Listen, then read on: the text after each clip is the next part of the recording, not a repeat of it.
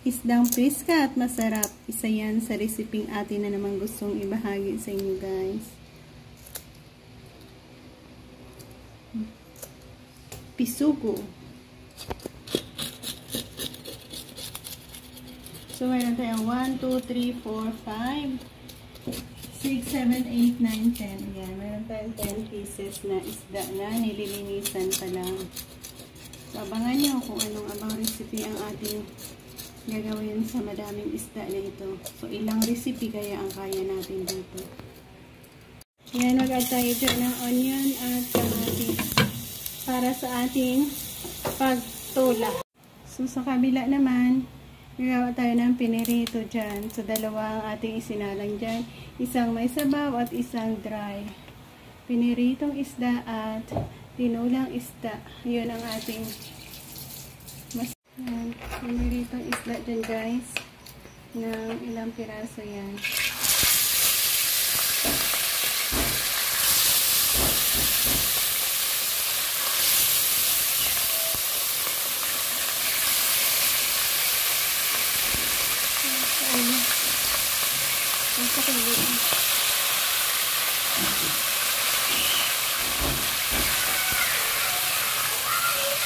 Okay. 2, 4, 6 pieces para sa ating piniritong isda. And meron din tayong para sa ating 5 piraso. So, bali hati tayo dyan. 5 piraso para sa sabaw, 5 piraso para sa piniritong isda. Oh, ganda ng ating pagkaprito dito guys. So, mag-add tayo dito ng ating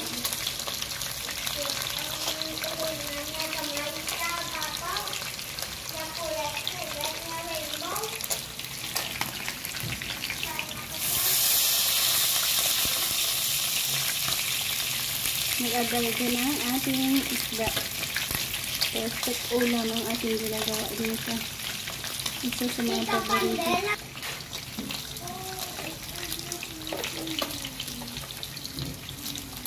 Wow!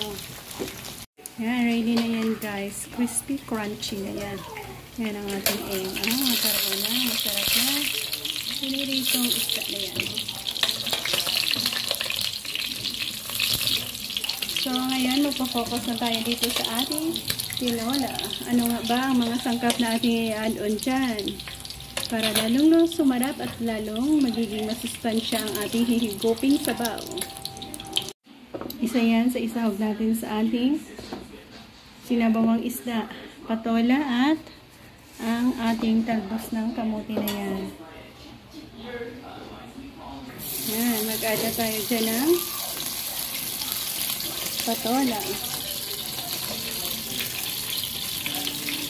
Sarap na sabaw ito guys.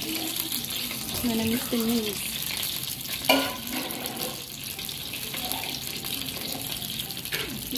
Next sa ating patola, ang ating pampalasa asin.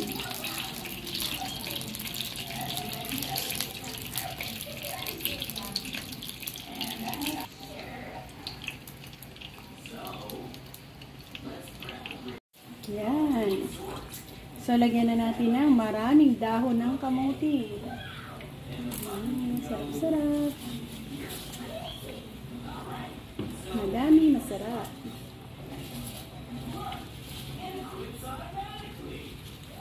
Marami kasi tayo doon sa ating munting garden.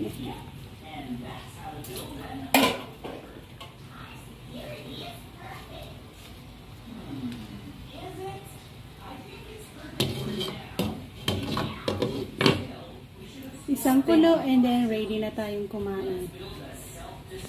Lagyan natin yan, 2 sili. 3. So yan, mga steam cook na ating talbos ng kamuti and ready na tayo.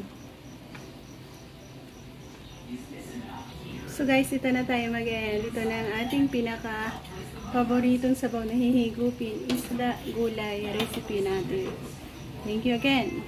Bye-bye, God bless, and happy eating.